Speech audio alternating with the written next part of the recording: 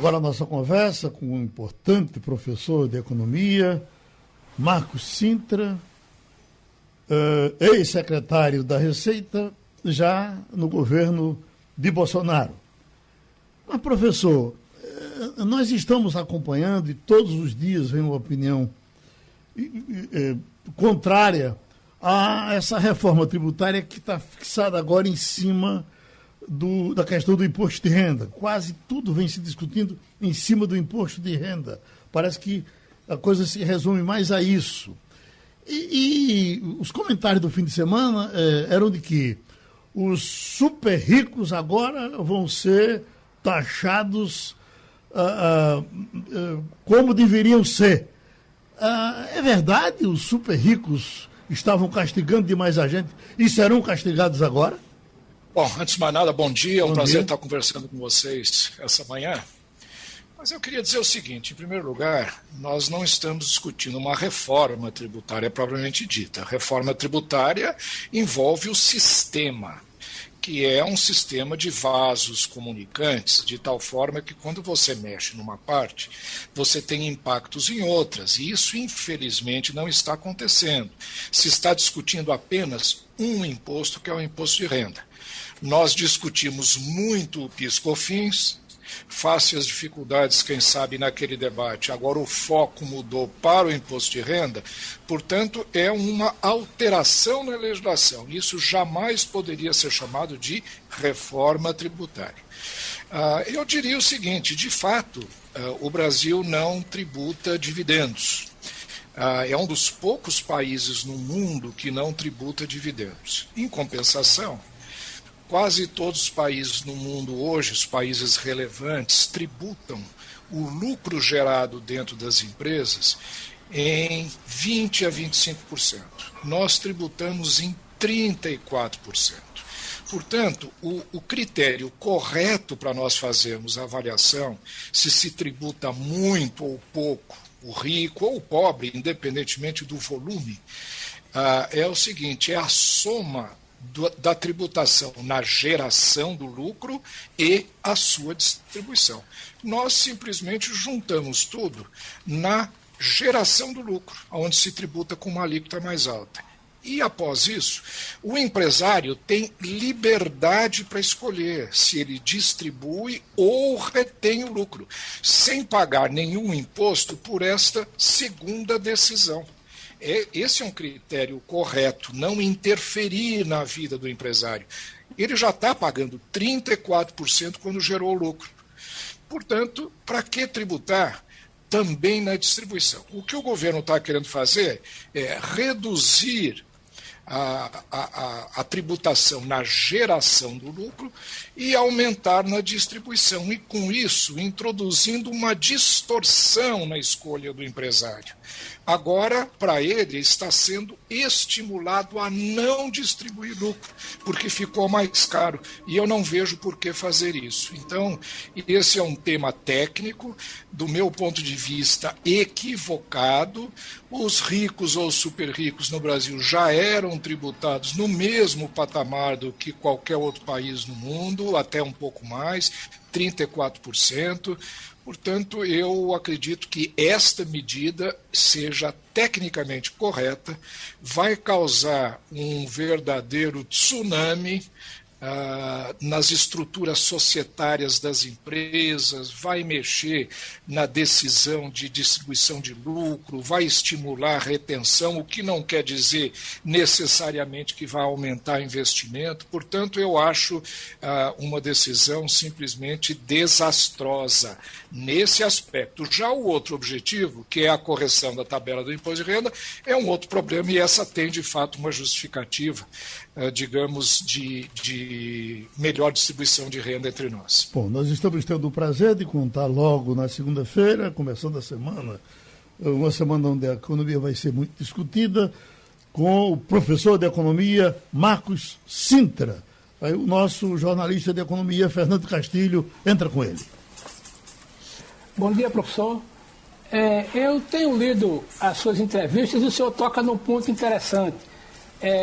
Parece claro que o Ministério da Economia ou o ministro Paulo Guedes aproveitou uma promessa de campanha do presidente Bolsonaro de mexer na tabela da correção da pessoa física para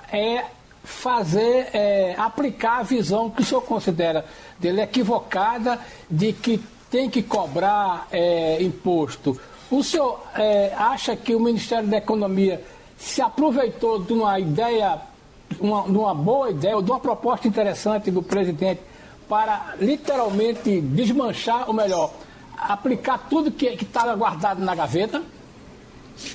Olha, Fernanda, muito interessante essa observação sua, porque, de fato, toda essa discussão do imposto de renda começou com uma promessa de campanha do presidente da República, que disse corretamente, aí é justo, que haveria necessidade de fazer a correção do limite de isenção no imposto de renda, da tabela como um todo, que está congelada há décadas, né, há mais de 15 anos. Portanto, é correto isso. Agora, o que, na minha visão, aconteceu é que o ministro resolveu, junto com isto, fazer a distribuição de dividendos. E nesse processo, quem tomou conta de toda a reforma do imposto de renda foi a estrutura da Receita. A burocracia da Receita aproveitou o momento, não necessariamente o ministro, para fazer uma faxina do imposto de renda. Eu costumo dizer que o ministro está atendendo a uma lista de desejos da Receita Federal do Brasil, atendendo a uma série de reivindicações que eles estão fazendo há muito tempo, nem sempre em benefício do contribuinte, é evidente, mas uma série de reivindicações que, inclusive, algumas delas já foram tentadas e rechaçadas no Congresso Nacional, como a própria distribuição de dividendos e o fim do juros sobre capital próprio, da dedutibilidade do juros sobre capital próprio. Então, para mim, uma coisa que poderia ser simples, que era simplesmente corrigir a tabela do imposto de renda, e se o ministro insistisse em tributar os dividendos, a distribuição de dividendos, e se ficasse restrito a isso, seria uma coisa razoavelmente simples. Mas, como eu disse, a Receita tomou conta do processo, a sua lista de desejos está sendo colocada nesse projeto, uma coisa que era simples virou um projeto de 68 artigos, e existem centenas, Fernando, de revogações de itens da estrutura tributária. Ninguém em sã consciência teve tempo ainda de analisar o que é que essas revogações significam. Isso tudo pode ter um impacto gigantesco dentro do sistema tributário. A gente vai descobrir depois. É aquela coisa, revoga o artigo 3, inciso 2 da linha 3 da lei papapá. E quem vai saber o que é isso assim de pronto? Enfim, eu acredito que o projeto que era e que tinha uma motivação correta, que era simplesmente a correção da tabela do imposto de renda, foi desvirtuado, isso virou uma grande reforma do imposto de renda da pessoa jurídica, e isso não pode ser feito assim, de sopetão, sem uma discussão ampla. Isso mexe com a competitividade do país, com a capacidade de atrair investimentos. Enfim, eu acho que é um projeto que vai ser objeto de muita crítica, e muita crítica merecida, e pode trazer impactos gigantescos para a economia brasileira. O que era simples e justo virou um monstro. Essa é a realidade, que ninguém vai conseguir dominar a curto prazo. Ivanildo Sampaio. Bom dia, professor Marcos Sintra. Desde a redemocratização, que a gente escuta falar na necessidade de uma reforma tributária profunda e absoluta. No entanto, até hoje ninguém conseguiu fazer essa reforma. Eu pergunto ao senhor, é possível se apagar tudo quanto tem do ponto de vista tributário e começar do zero? Ou seria melhor você fazer essa reforma às etapas, passo a passo, lentamente, e indo concretizando até que se chegasse ao ponto ideal? Olha, eu acho muito difícil você simplesmente colocar um sistema tributário construído ao longo de décadas, até de quase uma centena de anos, ser colocada de cabeça para baixo subitamente. Desculpe. É muito difícil fazer isso. Agora, uma coisa é se fazer uma reforma em etapas. Mas depois de haver se construído um novo sistema tributário coerente, consistente e amplamente discutido. Então, a primeira coisa é fazer um planejamento sistêmico do sistema tributário. E, a partir daí, ir etapa por etapa, implementando dentro de uma ordem pré-definida. Esse é um processo correto, com transições corretas, um sistema coerente, onde se tem uma visão de conjunto. Outra coisa é simplesmente fazer-se alterações no sistema assim, sem nenhum ordenamento, sem nenhuma reflexão, sem nenhuma coerência, sem nenhuma consistência. Eu pergunto, o que é que se pretende com esta reforma, não, com essas alterações no imposto de renda brasileiro? O imposto de renda brasileiro é um dos poucos impostos no Brasil que é razoavelmente simples. Comparando o imposto de renda brasileiro com o imposto de renda americano, o nosso é um paraíso de simplicidade e de transparência. E a mesma coisa com relação ao imposto de renda de vários países europeus. Portanto, se existe um imposto que não precisaria ser alterado em profundidade, é o imposto de renda. Arrecada bem, é simples, fácil, automatizado, não há grandes reclamações, nem grande contencioso com relação ao imposto de renda. No entanto, se está fazendo esse rebuliço todo. A troco de quê? Qual é o objetivo? Então, uma coisa é se mexer sem saber por quê, que é o que está acontecendo agora. Aquilo lá não é justo, a tributação sobre ágio, tudo bem, vamos discutir o ágio. Não é justo fazer uma coisa ou outra, se coloca tudo dentro de um bolo enorme, sem saber quais as repercussões disso.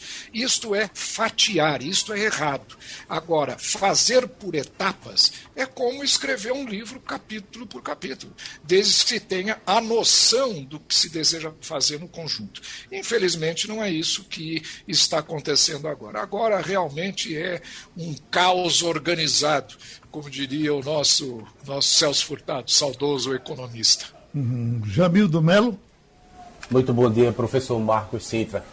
Olha, a Veja deste final de semana, fazendo uma reportagem grande sobre a reforma tributária, sustenta que é uma balela enorme, que essa reforma vai ajudar os mais pobres. Na verdade, é quase um confisco. Eu não sei porque ele não diz que é um confisco direto, quase um confisco. Aí eu lhe pergunto, isso pode ter a ver com a produção de receita extra, de receitas extraordinárias para financiar o projeto de reeleição? E, emendando também nessa mesma questão, por que não tem nada na linha da redução de gastos? Salários de altos funcionários públicos, sejam do Ministério Público, da Justiça Federal, com a reforma administrativa. Porque isso não anda. Quando é para garfar o bolso das empresas e das pessoas, anda. Olha, são essas e várias outras perguntas que poderiam ser aqui desfiadas por horas de críticas a tudo que está acontecendo na área tributária brasileira. É lógico que uma reforma tributária tem que se reformar os dois lados da equação fiscal, o lado de arrecadação, para atender o lado de gastos. Mas o lado de gastos precisa ser discutido previamente.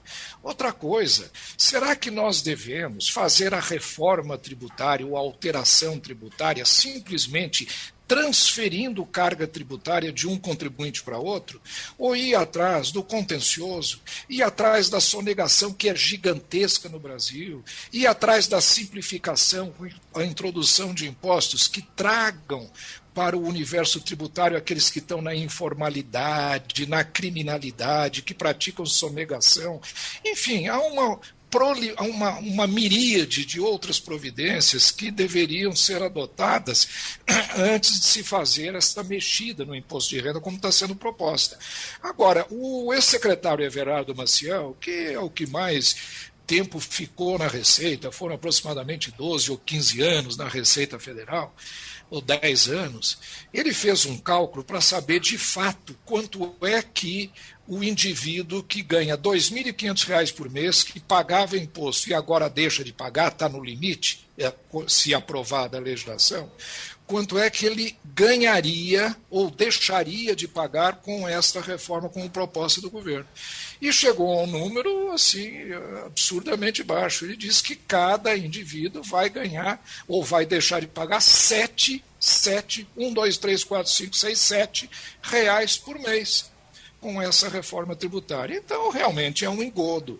Se nós fazemos toda essa revolução no sistema tributário motivado pelo desejo de conceder R$7 mensais a cada contribuinte na faixa que está sendo privilegiada. E, com isso, se faz coisas tremendamente prejudiciais ao pobre. Por exemplo, o desconto padrão, que é uma coisa que todas as famílias usavam, aqueles que ganhavam até R$80 mil anuais, foi reduzido pela metade, foi reduzido para R$40 mil anuais. Portanto, uma grande faixa da população, eu diria, mais pobre, né, imediatamente acima de 2.500, vai ser fortemente prejudicada com esse projeto. Então, nós estamos fazendo, de certa forma, aquilo que o presidente disse que ele não faria, que ele não ia permitir que o pobre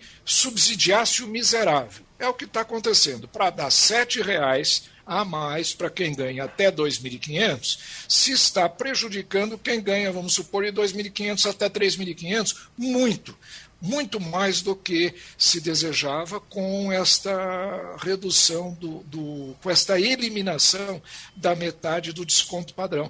Então, esse é um projeto cheio de defeitos, ele realmente tem um viés político muito grande, ele está equivocado tecnicamente, politicamente vai ser usado no discurso de que o governo fez uma reforma tributária ou deu o primeiro passo, mas não deu. Em realidade, ele deu mais um passo nesse verdadeiro manicômio tributário que nós temos no Brasil. Infelizmente, esse projeto está sendo alvo de muitas críticas e eu quero ver a resposta que o Congresso Nacional vai dar a esse projeto.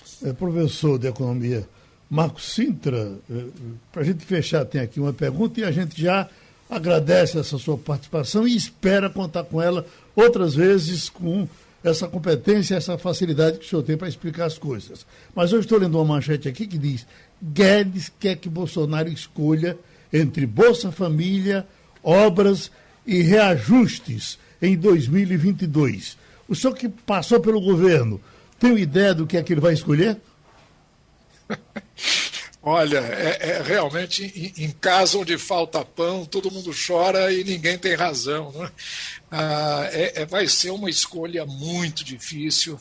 Agora, eu não tenho dúvida que o presidente ele vai escolher o que lhe é mais benéfico politicamente, né?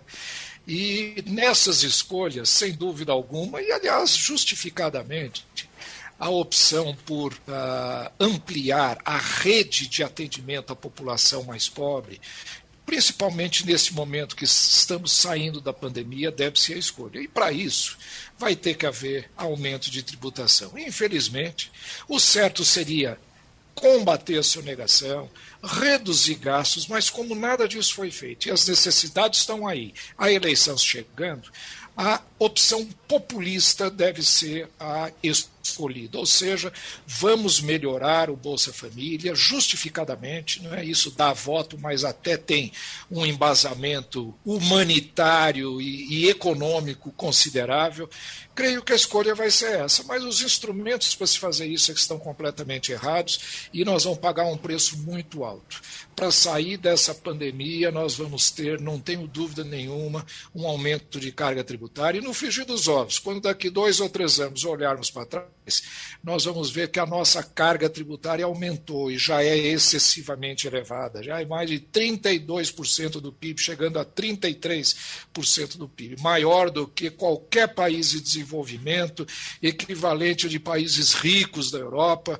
Portanto, infelizmente, na área tributária, não acredito que as coisas estejam sendo bem encaminhadas, não. O nosso maior agradecimento ao professor de Economia, Marcos Cintra, ex-secretário até pouco tempo do governo de Bolsonaro, secretário da Receita. Muito obrigado.